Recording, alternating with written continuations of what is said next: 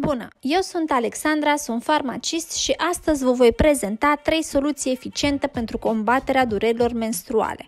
Hai să începem! Durerile menstruale, cunoscute în termeni medicali sub denumirea de dismenoree, apar înainte sau în timpul menstruației în partea inferioară a abdomenului sau a spatelui și pot varia în intensitate.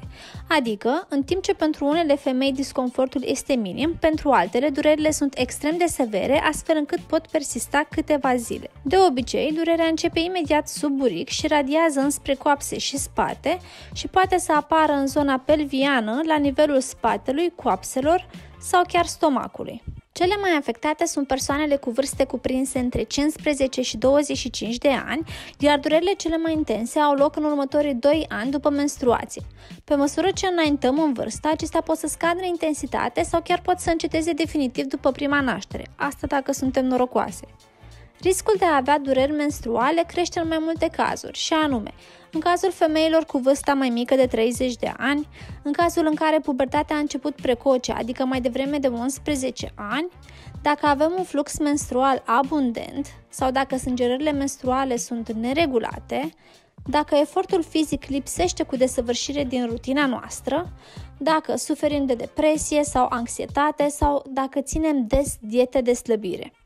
Desigur că există și situații în care trebuie să ne alarmăm și este musai să apelăm la sfatul unui specialist, pentru că durerile menstruale severe pot avea la bază o afecțiune medicală, precum endometrioza sau boala inflamatorie pelvină, și anume, dacă durerea devine prelungită și nu se atenuează sau cedează după administrarea de analgezice antiinflamatoare antispastice, dacă există sângerări abundente, dacă există sângerări între perioadele menstruale sau dacă avem o secreție vaginală anormală, mai ales dacă este mai groasă în consistență sau dacă are un miros neplăcut. În continuare vă voi prezenta 3 soluții eficiente pentru combaterea durerilor menstruale și în primă fază vom vorbi despre analgezice antiinflamatoare, care sunt recomandate a fi combinate cu antispastice atunci când durerea este foarte puternică.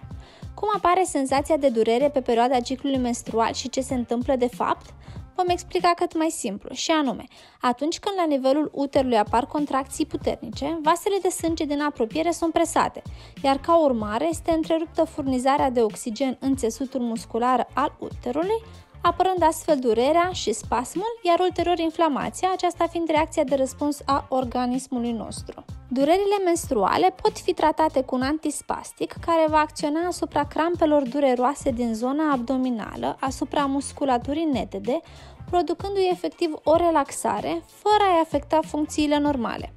În cazul în care durerile menstruale sunt puternice, antispasticul poate fi combinat și este chiar și recomandat a fi combinat cu un analgezic antiinflamator care va acționa în tandem pentru calmarea mai rapidă a durerii menstruale puternice. Adică mai pe înțelesul tuturor, este recomandat să asociem un drajeu de nurofen, cum ar fi, cu un comprimat de Nospa, în cazul crampelor menstruale puternice. Antiinflamatoare analgezice putem combina cu antispastice. Cum am spus mai devreme, cel mai uzual este ibuprofenul. Acesta îl regăsim sub mai multe denumiri comerciale, cu concentrații de 200-400 de mg, cel de 400 de mg putând fi administrat după vârsta de 12 ani, câte un comprimat la 6-8 ore, având grijă să nu depășim doza de 1200 de mg de ibuprofen în 24 de ore. Acesta se regăsește de asemenea sub mai multe forme farmaceutice, și anume capsulă, drajeu, comprimat filmat, etc. Și exemple avem Nurofenul Express, Nurofenul Immedia Ultra și Nurofenul Plus, acesta din urmă având în compoziția sa și codeină cu rol analgezic, adică este mai puternic ca și acțiune. Un alt exemplu este brufenul, acesta găsindu-se pe piața farmaceutică chiar și în concentrații de 800 de mg.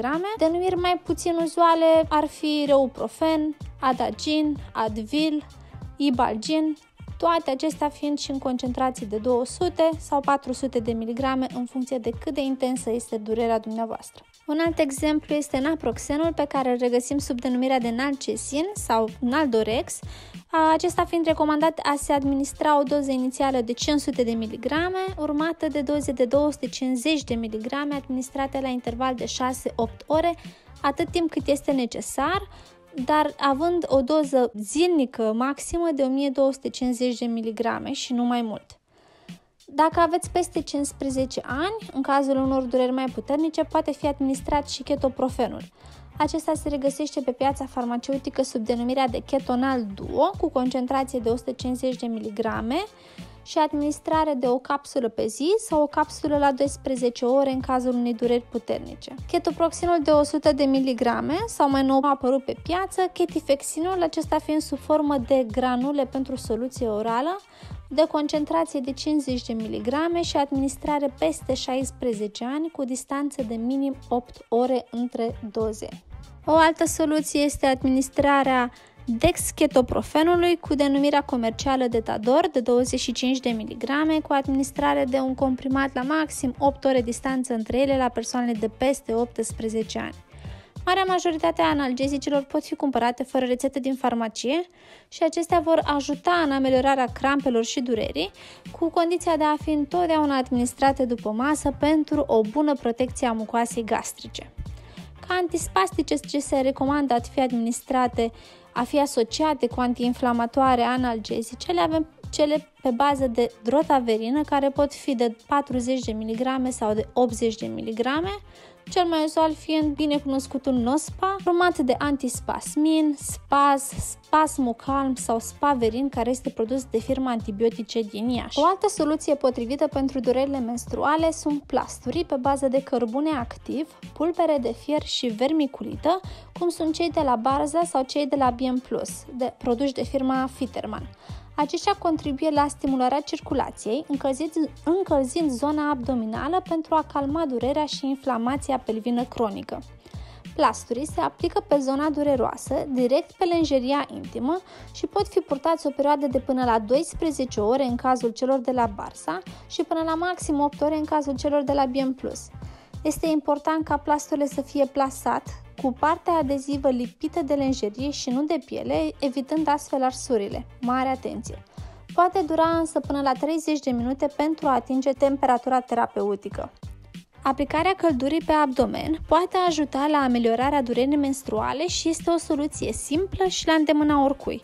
O pernă încălzită sau o sticlă cu apă caldă pe abdomen sau chiar achiziționarea unei comprese cu gel termic din farmacie și poziționarea ei pe partea inferioară a spatelui sau pe partea superioară a picioarelor poate calma durerea menstruală. Masajul și căldura vor relaxa de asemenea mușchii, astfel că o baie fierbinte sau un masaj abdominal cu ulei de lavandă, care este cunoscută pentru proprietățile ei miorelaxante, chiar sunt recomandate. În încheiere vreau să vă reamintesc că durerile din timpul menstruației fac parte din viața de zi cu zi și dispar de obicei după câteva zile. Cu toate acestea, trebuie să consultați medicul în cazul în care durerea menstruală nu este calmată de medicamente sau de alte măsuri și vă afectează viața personală sau chiar activitatea profesională și în cazul în care se agravează odată cu înaintarea în vârstă. Acesta ar putea fi un semnal că există o altă cauză pentru durerea menstruală în afară de ciclul menstrual normal. Eu am fost Alexandra, iar tu ai urmărit un nou episod din Farmacia de acasă.